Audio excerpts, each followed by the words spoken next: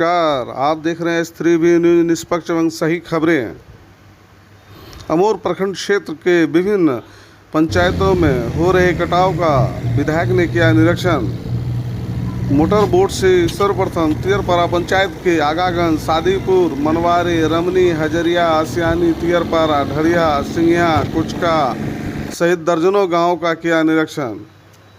निरीक्षण के दौरान पत्रकारों को संबोधित करते हुए विधायक ने कहा कि आसियानी के पास 2-3 तरफ से नदी आ गई है, जिसके कारण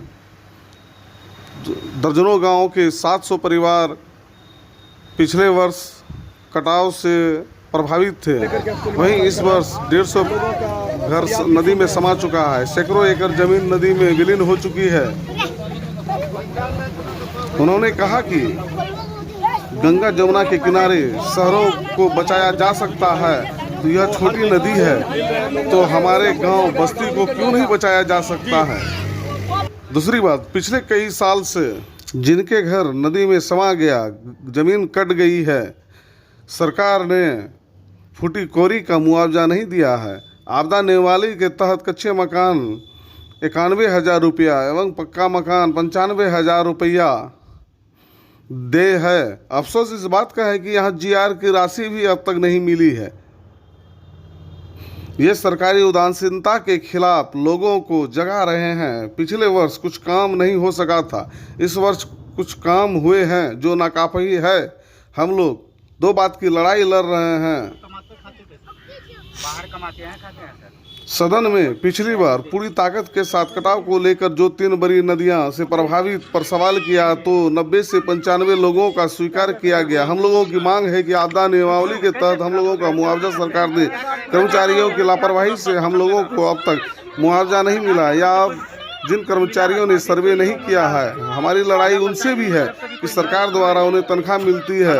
इनको जनता के नाम पर पाँव पर मेहंदी लगाकर सोने वाले इन देखिए, मैं कहता हूँ कि जिन गाँवों का दौरा आप लोगों ने अभी किया है मोटर बोट पे, देखा होगा हम लोगों ने अमोर के सबसे पश्चिमी हिस्से में आगागंज में उतारा है। सादीपुर आपने देखा रमनी को देखा, हजरिया को देखा, आसियानी को देखा होगा आपने, कुचका को देखा, मनवारे को देखा, है ना, तियरपारा पूरी पंचायत को आपने देखा, आधांग की बस्ती आपने देखी, यहाँ आकर के आपने ढरिया को भी देखा, सिंघिया को भी देखा। आप देखेंगे कि इन दर्जनों गाँवों के तकरीबन मैं समझता हूँ कि 500-700 परिवार मुतासिर हैं। तकरीबन 100-150 घर अब की बार नदी में समा गए हैं और सैकड़ों एकड़ ज़मीन भी मुतासिर हुई है। नदियाँ वहाँ 2-3 तरफ से आ गई हैं। आपने देखा होगा इनके पास, खास करके आसियानी के पास, पूरे इलाके को परेशान कर रखा है। लेकिन अफसोस की बात है कि पिछले दिनों यहाँ पर कोई बृहद प्रोग्राम नहीं बन सका। इस मरतबे कटाव और कुछ काम हो रहे हैं, लेकिन ये हमारे लिए काफ़ी नहीं है। हम लोग 2 बात की लड़ाई लड़ रहे हैं। एक तो ये है कि इन गाँवों को, जब गंगा और यमुना के किनारे बसे हुए शहरों को बचाया जा सकता है, तो हमारी बस्तियों को क्यों नहीं बचाया जा सकता। ये नदी तो गंगा और यमुना से बहुत छोटी नदी है।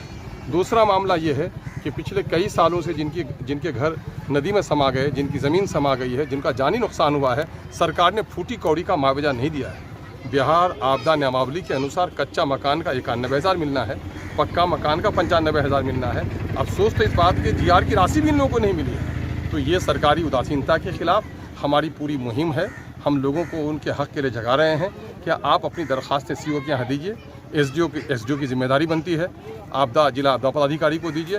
हम पूरी लड़ाई लड़ रहे हैं। सदन में पिछली बार पूरे ताकत के साथ जो हमारा कटाव है, ये 3 बड़ी नदियाँ, कनकी का मामला है, डवाबाड़ी है, तालबाड़ी से लेकर के आप चले जाएं उधर खाड़ी बसोल तक का इलाका देख लीजिएगा आप, जो पूरा कटाव है। चनकी है, उसमें सिमलबाड़ी है, आपके उधर महानंदा का कटाव है, पीपलतोरा से लेकर के कुट्टी होते हुए सिरसी डमढ़ा तक चलिए।